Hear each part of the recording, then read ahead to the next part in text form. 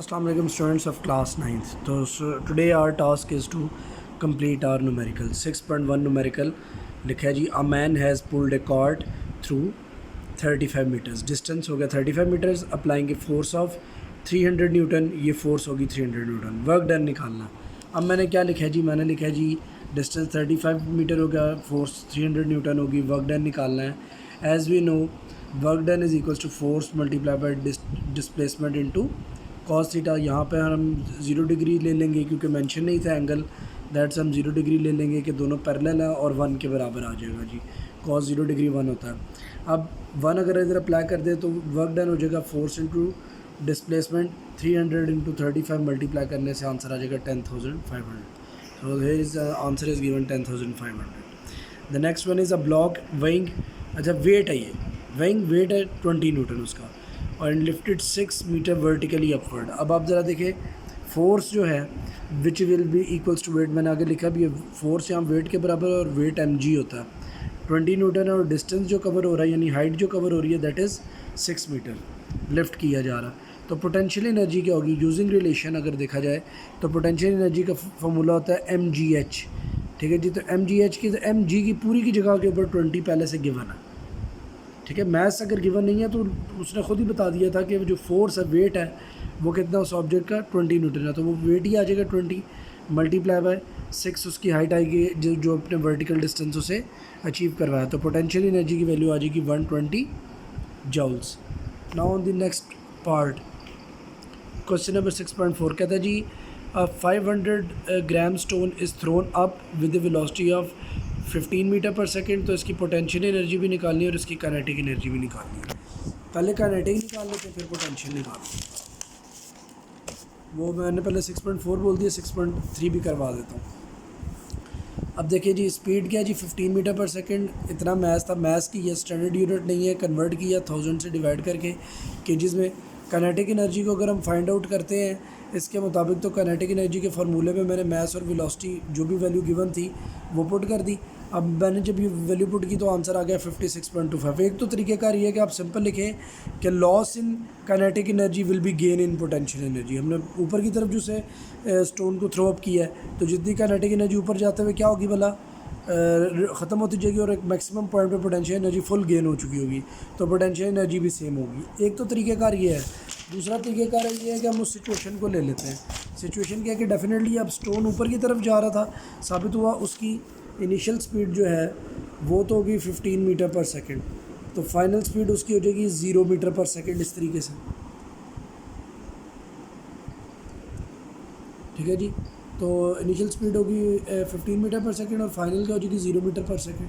ऊपर की तरफ जा रहा है ना स्टोन, तो ग्रेविटी नेगेटिव एक्ट करेगी. अगर इसके मुताबिक हम लेकर चलते हैं तो we got the value of height is equals to 45/4. Solve मैंने नहीं किया, रिलेशन mgh के अंदर मैंने जब वैल्यूज़ को पुट किया तो तब भी देख लें आंसर 56.25 आया.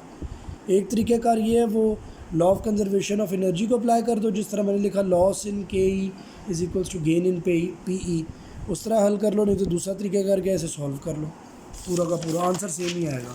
अच्छा 6.3 न्यूमेरिकल ये था कि आकार वेइंग 12,000 न्यूटन, वेइंग यानी कि ये भी इसका वेट है, has a speed of 20 metre per second. इसकी काइनेटिक एनर्जी निकालें.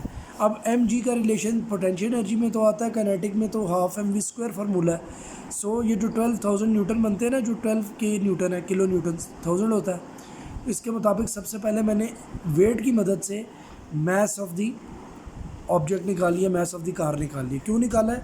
क्योंकि काइनेटिक एनर्जी का फार्मूला हाफ mv² होता है, उसके अंदर ग्रेविटी नहीं आ रही होती. सो दैट जब मैंने अप्लाई की वैल्यूज़ तो फाइनली काटापीटी करने के बाद कैलकुलेटर आपके पास होगा, आप उससे कर लें. You got an answer is equal to 240,000 joules, जो कि 240 किलो जूल्स लिखा जा सकता है एज ए प्रीफिक्स.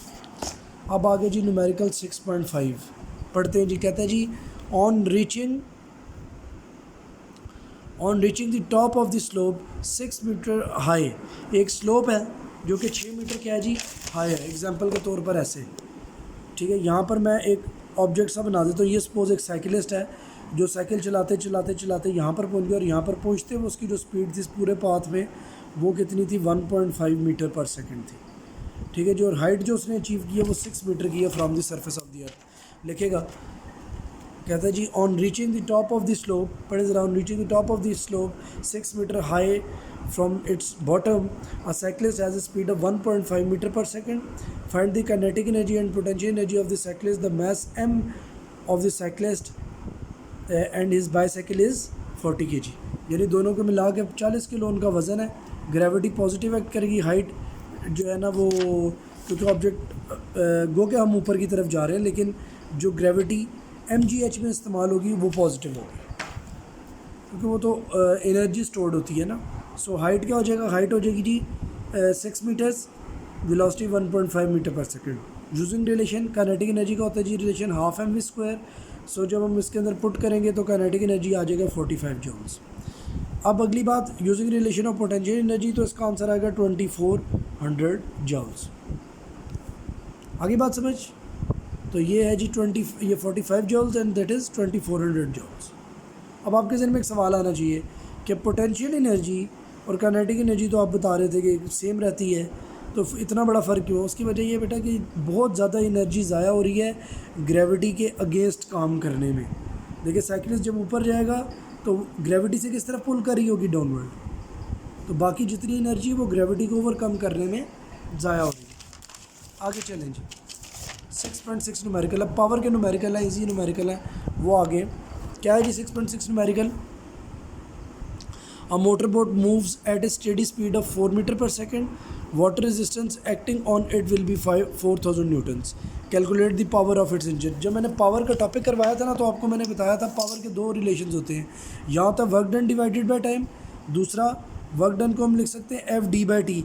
तो डी बाई टी होता है वेलोसिटी, डिस्प्लेसमेंट ओवर टाइम, तो ये एफ इंटू वी भी लिखा जा सकता है। और यहाँ पर रिलेशन ऐसी दिया है कि 4 मीटर पर सेकेंड बताई गई है, क्या बोला यहाँ पर बताई गई है, a boat moves at 4 metre per second steady speed, और वाटर की जो रेजिस्टेंस है वो 4000 है। तो बताएं पावर ऑफ द इंजन कितना लग रही होगी वाटर के अगेंस्ट, वो किस तरह निकाला जाएगा। 4000 जनाबे अली क्या कहते हैं फोर्स लग रही है वाटर की वजह से, और मल्टीप्लाई बाय 4 उसकी स्पीड है वाटर बोट की, मल्टीप्लाई करते हैं 16000 किलो वाट्स पावर वो इस टाइम पर डिसिपिएट कर रहा है, लगा रहा है इस पूरे प्रोसेस में। 6.7 न्यूमेरिकल लिखा हुआ है जी, ये भी ज़रा पढ़ लें, बड़े मज़े का न्यूमेरिकल लिखा है जी।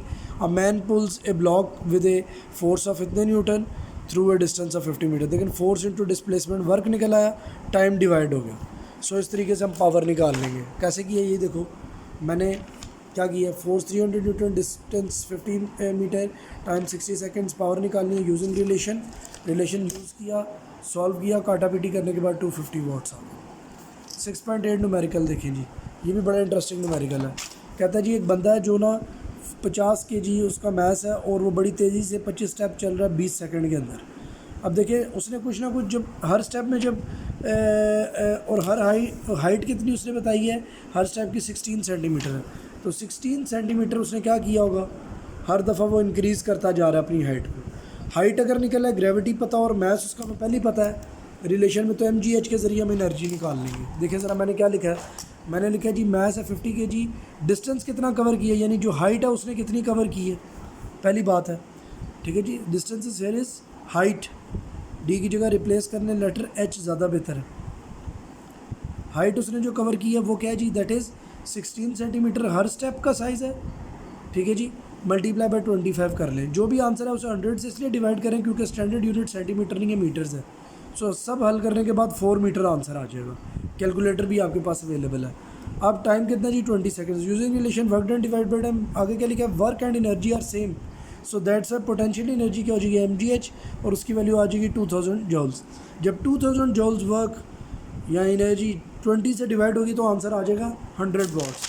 तो जो पावर उसने डिसिपिएट की है ना बंदे ने 25 सीढ़ियाँ चढ़ने में, 16 सेंटीमीटर की हर हाइट की सीढ़ी, तो उसने 100 वाट की पावर को क्या किया, लूज़ किया। आगे अगली बात ये है 6.9 न्यूमेरिकल देखते हैं। 6.9 numerical is calculate the power of the pump which can lift 200 kg of water through a height of 6 metre in 10 seconds. बिल्कुल उसी तरीके से क्वेश्चन होने वाला, देख ले, उसी तरीके से डाटा है इसका, मैथ्स पता है, हाइट पता है, टाइम पता है, पावर निकालनी है, वर्क और एनर्जी की यूनिट्स भी सेम होती हैं, दे बोथ आर सेम। सो हमने पोटेंशियल एनर्जी का रिलेशन निकाला और पोटेंशियल एनर्जी वही वर्क डन के डिवाइडेड बाय टाइम किया, तो आंसर आ गया 1200 वाट्स। अब है जी लास्ट न्यूमेरिकल जो कि बड़ा इंटरेस्टिंग है। पहली बात है इसमें एक पावर की यूनिट यूज़ करेगा हॉर्स पावर, तो याद रखिएगा 1 horse power is exactly 746 watts. अब आप ज़रा देखिए, कहता है जी एक मोटर है जिसकी पावर कितनी है, पढ़ लेते हैं numerical. An electric motor of 1 horse power is use to run water pump. फिर है जी the water pump takes 10 minutes to fill an overhead tank. The tank has a capacity of 800 liters and height of 15 meter. Find the actual work done by the electric motor to fill the tank. Also find the efficiency of the system. नीचे उसने density of water भी लिखा है और ये भी वो equivalence बताई है कि mass of 1 litre of water जो होता है वो 1 kg होता है, क्योंकि 1 लीटर ऑफ वाटर वॉल्यूम है तो उसका इक्विवेलेंट मास जो है वो 1 kg है। मैंने बहरहाल इसको किस तरह हल किया, मैंने यहाँ पे पावर भी लिख दी, चेंज भी कर लिया पावर को वॉट्स में, टाइम लिखा सेकंड्स में चेंज कर लिया क्योंकि मिनट्स में time is not a standard unit, और वॉल्यूम लिखा है 800 लीटर्स ऑफ वाटर। अब लीटर्स बेसिकली होते हैं 1000 मिलीलीटर्स और 1 मिलीलीटर 1 सेंटीमीटर क्यूब होता है। साबित ये हुआ कि जब आप इस पूरे को कन्वर्ट कर लेंगे ना बेटा तो वॉल्यूम आ जाएगा 0.8 मीटर क्यूब, क्योंकि स्टैंडर्ड यूनिट वॉल्यूम की मीटर क्यूब है। अगर मैं डेंसिटी का फार्मूला अप्लाई करूं तो डेंसिटी ऑफ वाटर उसने 1000 kg पर मीटर क्यूब दिया भी हुआ है, तो मेरे पास मास आ जाता है 800 kg। वाकई उसकी बात ठीक थी कि volume of 1 litre of water has a mass of 1 kg, उसने बिल्कुल सही बताया, और 800 लीटर्स हम 800 kg के बराबर रख सकते हैं। ये क्यों यूज़ होगा बाद में देखते हैं, पहले तो ये हम देखें कि इलेक्ट्रिक मोटर ने कितनी पावर डिसिपेट की है और उसकी मदद से हम क्या करेंगे, हम एनर्जी निकाल सकते हैं, कैसे वर्क निकाल सकते हैं। वर्क डन निकालेंगे बाय दी मोटर, वो किस तरह निकलेगा, टाइम और पावर आपस में मल्टीप्लाई कर देंगे, आंसर आएगा 447,600 जूल्स। आगे ज़रा देखिएगा, ये तो हमारी होगी इनपुट, कैसे ये इलेक्ट्रिक मोटर ने एनर्जी ज़ाया की है। अब आगे बात कि आउटपुट क्या, हमें मिला क्या, पोटेंशियल एनर्जी ऑफ वाटर हमने जो रेज़ किया 800 kg ऑफ वाटर को 10 मीटर हाइट के साथ हमने रेज़ किया है, 15 मीटर हाइट के साथ, और 10 उसकी ग्रेविटी है, यानी 120,000 जूल्स एनर्जी हमें हासिल हुई है।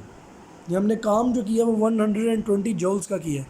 एफिशिएंसी क्या होती है, output over input multiply by 100। Output 120,000 है और इनपुट 447,600 जूल्स है, ठीक है जी। दोनों को डिवाइड किया, 100 से मल्टीप्लाई किया, एफिशिएंसी आ गई इलेक्ट्रिक मोटर की 26.80। कितनी आ गई जी, 26.80। सो यूँ आपके 10 के 10 न्यूमेरिकल मैंने कवर कर दिए हैं। स्लो करके बेशक वीडियो को दोबारा सुनते जाएं, पिक्चर्स भी मैं आपको सारे न्यूमेरिकल्स की सेंड कर दूंगा अभी, इसलिए बेफिक्र रहें और इनको प्रॉपर तरीके से समझें ताकि फिर नेक्स्ट लेक्चर में हम नेक्स्ट चैप्टर को अच्छे तरीके से स्टार्ट कर सकें। और जो हाईलाइटेड क्वेश्चन थे उसके आंसर्स आपको किसी भी टाइम में नेक्स्ट वीक में मिल जाएंगे। Thank you so much students, अल्लाह हाफिज़।